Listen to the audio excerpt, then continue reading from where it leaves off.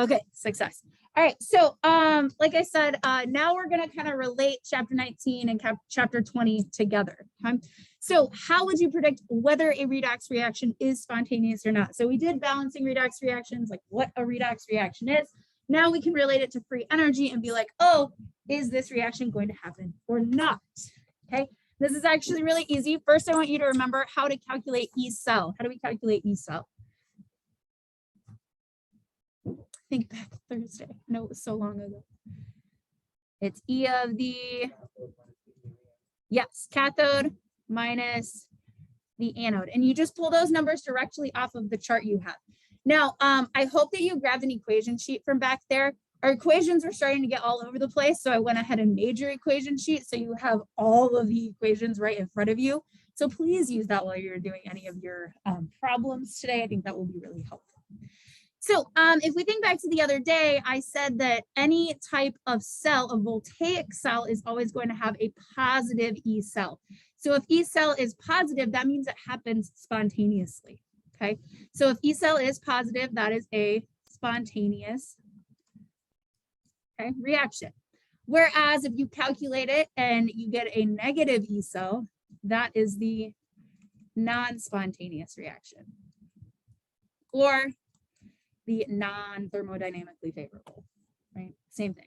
So does it happen or doesn't happen based on the E cell, which we can calculate with our nice little chart. So I have here, are the following redox reactions spontaneous or non-spontaneous as written? So what I would do is I would pull out my little chart of voltages, my reduction potential charts that you hopefully still have from last week, okay? And what you're going to do is you're going to find the two half reactions that are in this reaction. So if you look at your sheet, I'm going to write out the full half reactions that I found, and I'm just going to write them in the reduction way. Like I'm not going to flip anything around or anything. The first one is at 1.23 volts. You should see the IO3 reaction. Notice it's backwards in this written reaction. I'm just writing it exactly how I'm pulling it from your sheet. That's 5 electrons, makes half of an I2 plus 3 H2O, and that E set or E naught is positive 1.23 volts. Okay, so all I did was look at my equation and find one of the reactions that's in there. You can see it, it's backwards in the reaction, so that one's actually going backwards. Now my other one is copper, right? Copper going from Cu2 plus to Cu, and that one's pretty easy to find. My other reaction was Cu2 plus 2 electrons makes Cu, and its E naught is 0.34 volts. Okay, there is a couple of ways you can look at this. All right, if I'm looking at my numbers, and remember they're in order on your reaction sheet, you can be like, well, whichever one is at the top of your sheet is going to go in the forward reaction. It's going to be reduced. Okay, so I'm going to pull up my sheet really quick here because I think I've got it open.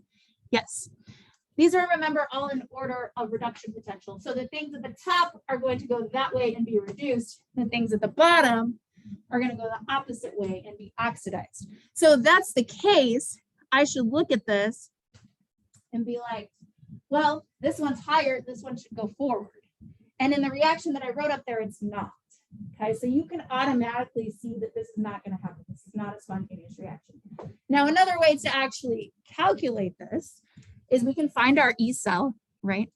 E cell is cathode minus anode. So cathode is reduction. Remember, Leo line is a red cat.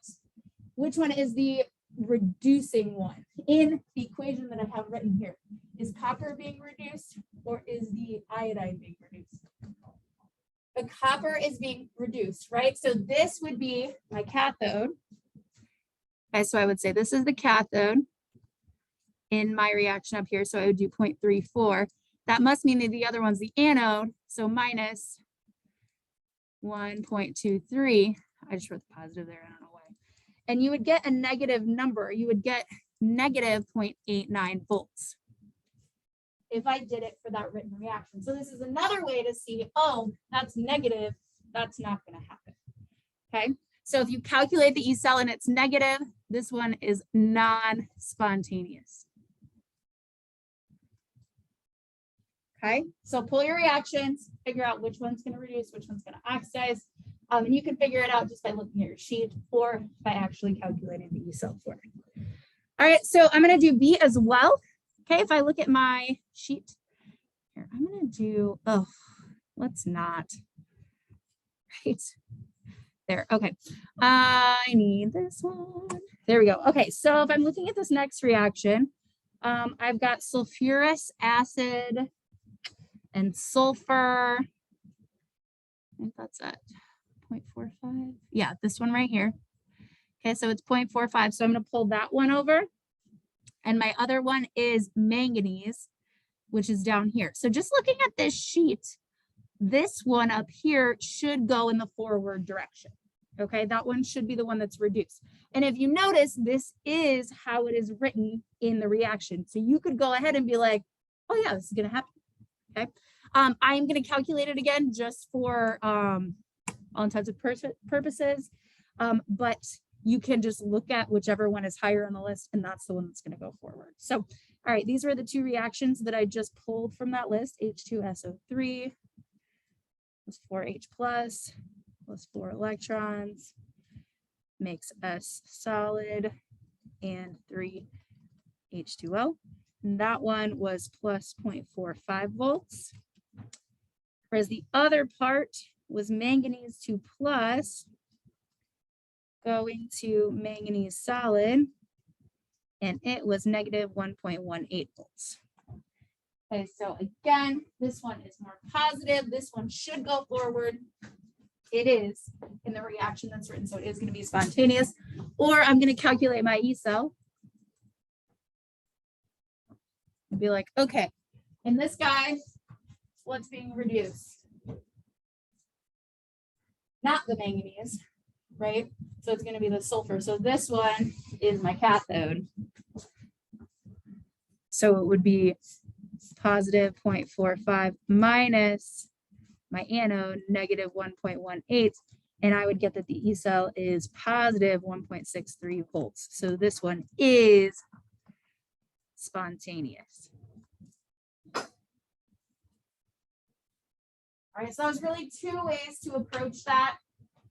Okay, we'll kind of write that off to the side. You can just check to see which one is higher. Oh no, don't do that. There it goes. Okay, you can check to see which one is higher.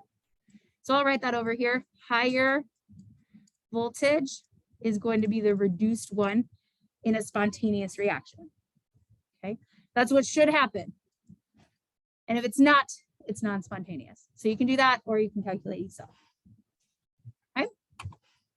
And we are going to talk about those non-spontaneous ones here in a bit. Now you can also relate or calculate E cell with regards to delta G. Okay, that's another way to figure out if something is going to be spontaneous or not. Because if you know delta G is negative, you know that the reaction is going to be spontaneous. So the equation to relate delta G and E naught is the next delta G equation that is on your equation sheet. Delta G naught equals negative N F E naught. Okay, so this is definitely an important one, is that it relates your spontaneity or your thermodynamic favorability to the E cell. All right, now we got to say, what is this N and what is this F? Okay, so N is actually the number of electrons, okay, that are being transferred. So if I'm looking at, right, this one, just this half reaction is transferring 2 electrons. You do have to look at the whole balanced equation, but it's like how many electrons are being transferred. F is a constant. This is Faraday's constant. The Faraday constant. This is on your equation sheet. It has a value of 96,485 coulombs per mole of electrons. Okay, you do not have to have that memorized. But that's like the charge per mole. Okay, that's a constant. And then E naught, of course, is like the voltage that we've been finding up there, voltage. And in case you remember this from 161 or don't, a volt is equal to a joule per coulomb. This is also on your equation sheet, just so that you can see that the units work out I wanted to put that one on there. Okay. All right, so we have this equation that relates our spontaneity to our E cell. So if you calculate, if I actually plug in my E cell and it's negative, I should get a positive delta G because that means it's non-spontaneous. And you'll see that that's the case. Now, if I combine this equation with my delta G equals negative RT ln K, I can smush those together and get an equation that relates K to E naught. So I'm not going to show you the derivation of the equation. I'm just going to give you the equation. So we have another equation that relates K. So the log of K equals N times E naught over the number 0.0592. Again, that is just an equation derived from that one, plus the one I have written on the board over there. So this is an equation that if you're trying to find K, you're trying to find E naught, you can plug in to find that. So I know you have a lot of equations. Again, most of these problems are like, okay, what do I have? What do I need to find? Okay, so we're in this example here. What is delta G for this reaction? And then what is K? So I don't have any numbers here. What should I probably find first? The what? What's being oxidized and what's being reduced? Absolutely. Okay, so I've got zinc is going from zinc to zinc 2 plus. So zinc is being oxidized, right? And silver is being reduced. Okay, so if silver is being reduced and zinc is being oxidized, that means I can calculate my E naught. How?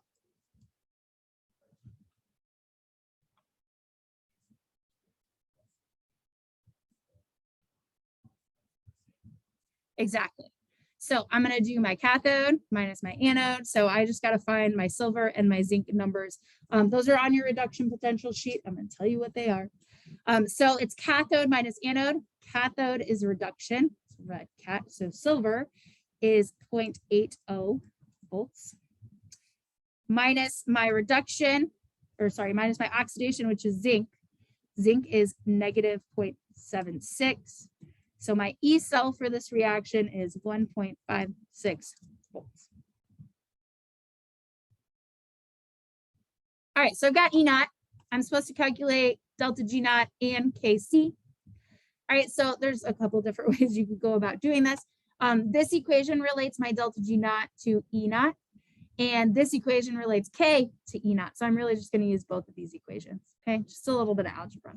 So to find delta G, I'm going to do that one first. So I would do delta G naught equals, it's negative NSE.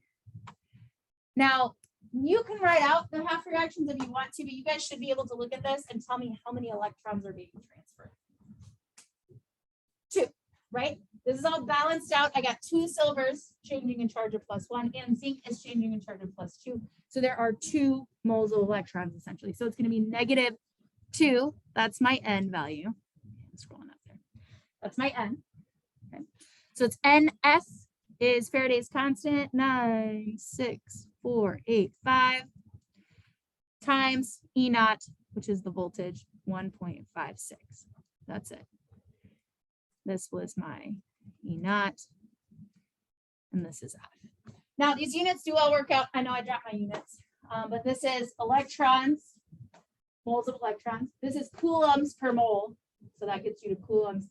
This is volts, which is a joule per coulomb. So this is actually going to get you to joules. Okay. So again, you can check your units if you want to, but this is going to give me negative 301,033 joules. I'm going to go ahead and put that into kilojoules because usually delta G is in kilojoules. So negative 301 kilojoules. Okay. Is this a spontaneous reaction? Yes, I know all the signs are probably getting mixed in your head, but delta G and negative delta G means yes, spontaneous. Also, E naught is positive. That means spontaneous. Okay. Now I can calculate K with this equation here. So I'm just using the other equation that has, you could also do negative RT ln K. Oh, look, I did it differently over here. I'm going to use this one now. Equals N, which is 2 times E cell 1.56 over 0.0592 Algebraically, do you guys remember how to get rid of a log? Right. So you're going to do 10 to the whatever this is to calculate K. Now, like I said, I did it this way. You could use this equation too. It doesn't matter. You should get the same answer. So you guys tell me what you get if you do it this way on the board. I got 5.52 times 10 to the 52nd. But I want you guys to check me. I'll check me.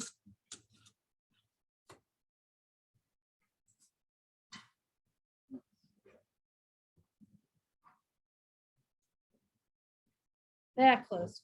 5.1 times 10 to the 52nd is what you get if you go this way. 5.5 times 10 to the second is what you get if you go that way.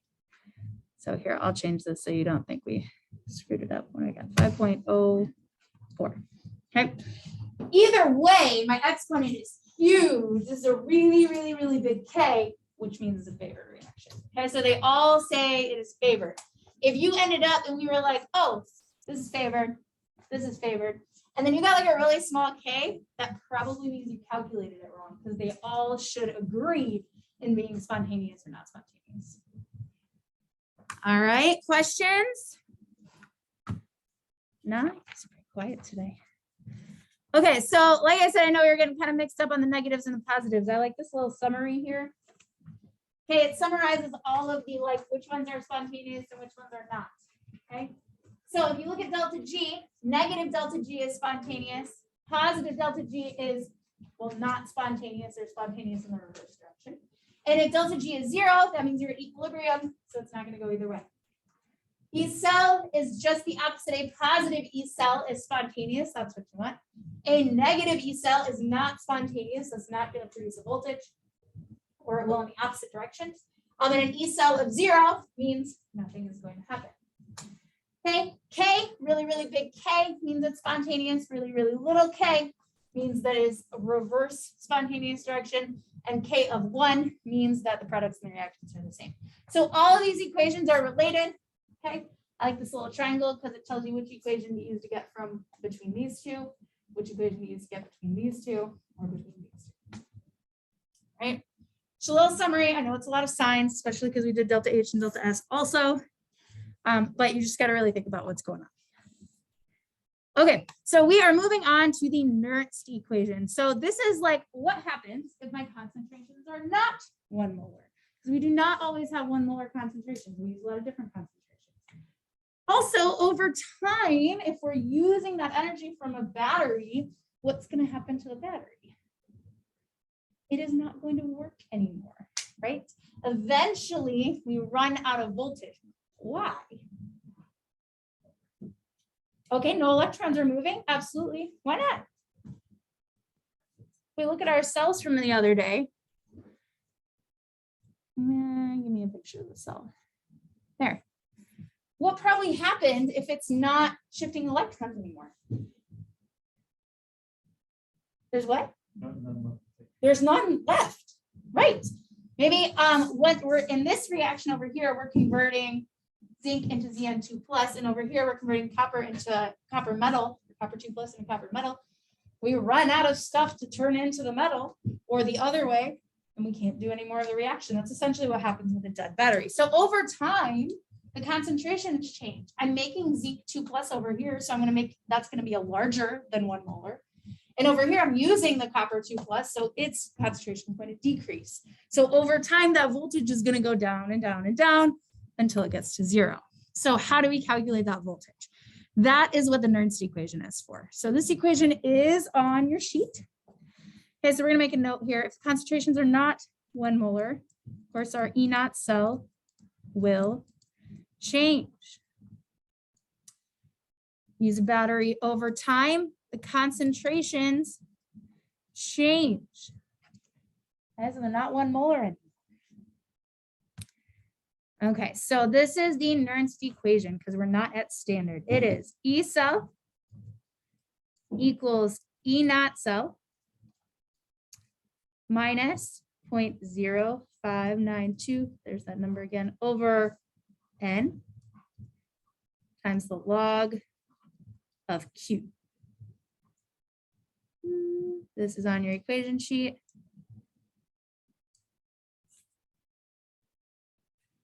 Okay, so I'm gonna break this down once you guys get it done.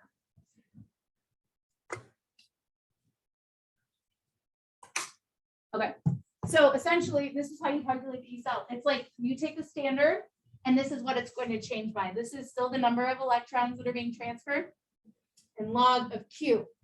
How do you calculate Q? We've done it a bunch of times. How do you calculate Q? Yep, that's right. Products over reactants. So you do have to have your reaction written out. You put the concentration of the products over the concentration of the reactants. Now, most of your reactions are going to look like this guy here, right? And if this is the equation, what are my products? What goes on top of Q? Well, this is a solid. So this one doesn't matter, right? So it's just zinc over silver squared. You leave out the solids just like usual. So these are actually some pretty easy Q calculations, all right? Okay, so we're gonna use this. What would you expect to happen? This is a thought question, really. If I had 0.1 molar of both, not 1 molar anymore, 0.1 molar, okay? Q for this reaction, I'm actually gonna write out this reaction first. Would be Cu2 plus zinc. We've used this one as an example quite a few times. This is Zn2 plus Cu. How would I calculate Q for this? This way.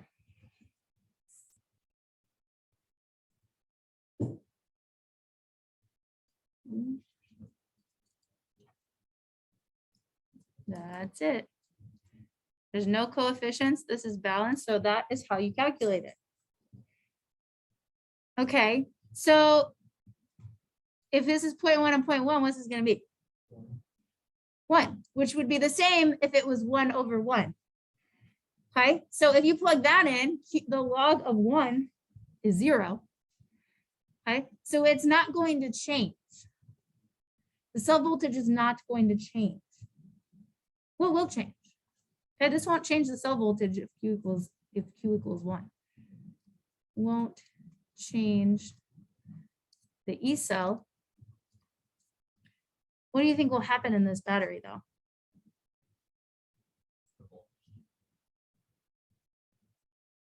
Eventually, yes, eventually the electrons won't transfer anymore. It's just going to happen a lot faster, right? We were talking about how up here, if the reaction was occurring and eventually all of this is turned into zinc 2 plus and all of this copper 2 plus is used up. Well, if I have less to begin with, it's just going to stop working much more quickly.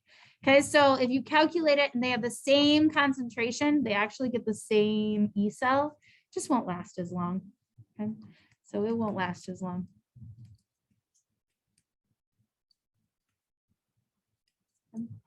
So if they're the same concentration, it's not really going to affect it, at least in this one. You can calculate it to be sure. So we are actually going to calculate the cell voltage. We're going to use this Nernst equation for these particular cells, A, B, and C. All right, so I gave you guys some room to do this. I am going to do B with you, and then I'll let you guys try A and C. All right, so let's do B. First thing I want to do is I actually do want to write out the equation because you have to know how many electrons are being transferred, right? You need that N. Now you guys can probably look at this and tell me how many electrons are going to be transferred. And B, 2, right?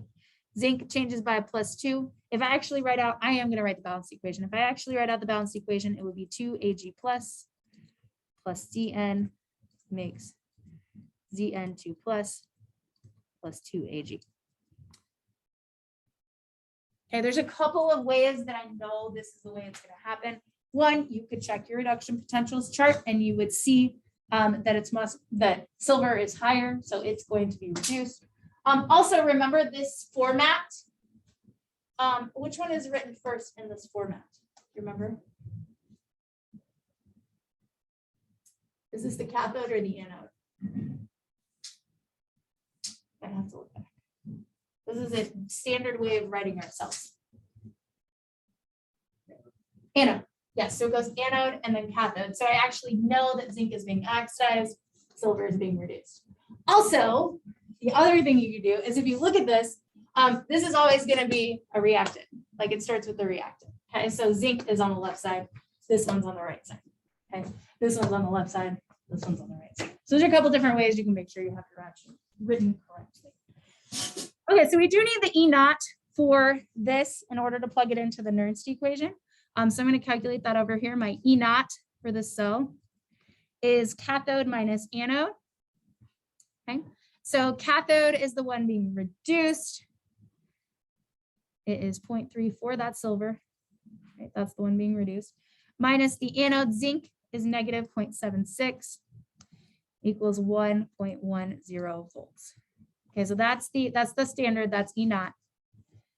And then you can plug that into the E cell. Okay, now the other thing I'm gonna write over here before I actually plug it in is how to calculate Q, because you do have to remember it is products over reactants, but if it has a coefficient, you have to take that as its exponent. So Q is actually Zn2 plus over Ag plus squared. Okay, so you do have to take that into account when you're calculating. So now we have everything you need in order to plug in to actually solve for this. Okay, so if I were to set this up, I would do E cell equals E naught is 1.10. Oh shoot, I was looking at the wrong ones. Guys, you gotta tell me when I do this. These are the wrong numbers. So silly. Sorry about that. I was looking at the one above it. Okay, so this one was 0.80. Sorry. This one was negative 0.76. Was that right? Okay, good. Thank you. So this should be 1.56. Sorry about that. Okay, so it's 1.56 minus 0.0592 over 2, because we're transferring 2 electrons, times the log of Q. Okay, so it's zinc concentration on top, so it would be 0.200 over silver squared on bottom, so 0.002 squared. Don't forget to square it. Okay, so just make sure you calculate Q right. Now I would try to type this into your calculator, make sure you've got it right. I got 1.42 volts. All right, give that a try. I also would like you to try A and C. So I'm going to give you guys probably 5 minutes to try to do these. Okay, so if you have your reduction potential sheet out, which hopefully you do, I want you to try to do these, and then I can help you if you get stuck. Or if you want to check your answer, that works as well. Pause this guy. Would N be derived from doing like, so C is like 2 ion plus Mm-hmm. plasma number out front. Plus, so like the 2 and plus. Yes, it's from the positive charges. Exactly. Now, like I said, you could break it up and do reduction half, oxidation half, balance the electrons, and you would get this. But the easiest way to do it is just you want to find the least common multiple to get those to balance out. You want to get the charges to balance and the elements to balance. So I've got 3 magnesiums and 3 magnesiums. That's +6, 2 indiums, 2 indiums, and that one's a +6. There's just like one step instead of 6 steps like the other ones. All right, okay, I am going on to concentration cells. So these were like, we changed the concentration, right? The Nernst equation. What about if I use 2 different concentrations, but I used the same metal? So if I have a cell, but I have like way more, like I have 1 molar nickel on one side and way less than 1 molar nickel on the other side, this will actually also produce a voltage. And we use these a lot. So the answer to this question is yes. You can use the same metal for both sides if your concentrations are different. Reason being, they want to even out, because when they're evened out, that Q value is 0. So the electrons are going to flow and it's going to oxidize and reduce. One of them is going to be oxidized and one of them is going to reduce until they get to the same concentration.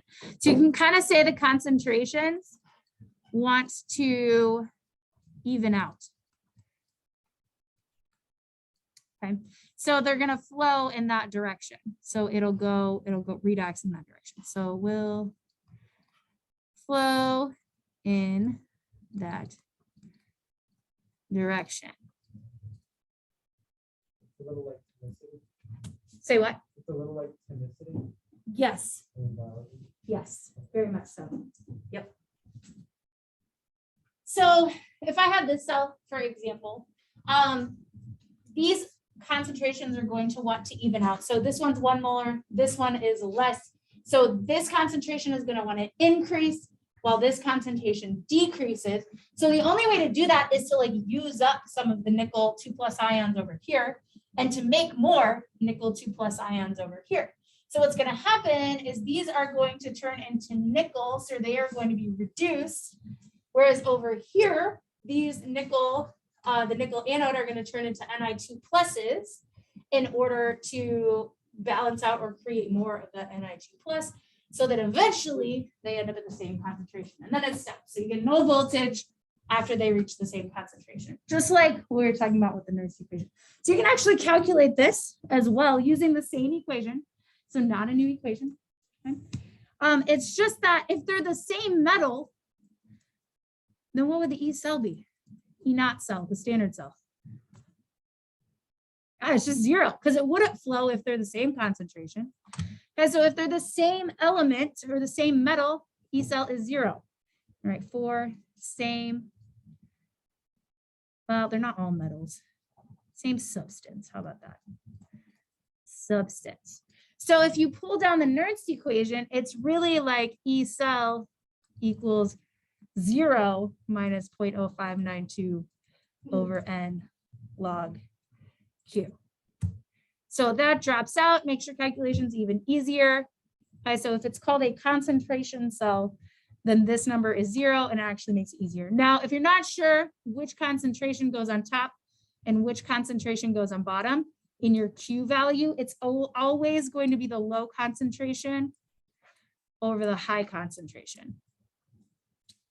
Okay, because that's the way that the electrons are going to flow, or that the reduction and oxidation is going to happen. You can write out the equation and look at all of it, but if you just remember it's low over high, you'll be able to calculate it. Also, though, if you did it backwards, you're just going to get the same number but negative, and you should know that it's going to be positive. So if you do it backwards, it won't really affect you. Right? Okay, so we're going to sketch and calculate the cell EMF of a concentration cell made between copper with 1 molar and copper with 1 × 10⁻⁴ molar. All right. Now I will have you sketch some cells on the test, so we're going to do that as well. You guys are probably like, well, the calculation part, that's super easy. I can go E cell is 0 minus 0.0592 over how many electrons? 2, right? Because it's copper 2+. It's going to gain 2 electrons. Log of low concentration, so 1.0 times 10⁻⁴ over high concentration, which is 1. And that's it. So you can calculate the E cell for this guy. Oh, it's a 4. You should get 1.18 volts. Okay, so you can get a pretty decent voltage if you have different concentrations. Now, I did say to sketch the cell. So I'm going to show you guys how I would do this, how I would approach any sketch. I would start with my 2 beakers. I am not an artist. It's yucky, I swear. I know I'm going to have electrons flowing. No, I'm going to have a salt bridge. Salt bridge. I know I'm going to have an anode and a cathode. See, look, isn't that beautiful? Oh, no, don't you tell me you're not going to work. Guys, I don't know. Oh, I think my computer is freezing. No. It's because I'm trying to record on Zoom. That's why. Oh my gosh. No. It's not doing anything. Here we go. It won't even let me Control Alt Delete. Well, this is fun. I guess that means it's break time. All right, let's take a break while I figure this out, and we'll hop back at 3 o'clock. Okay. You've got to be kidding me. I can't even get it to turn off. Oh my God.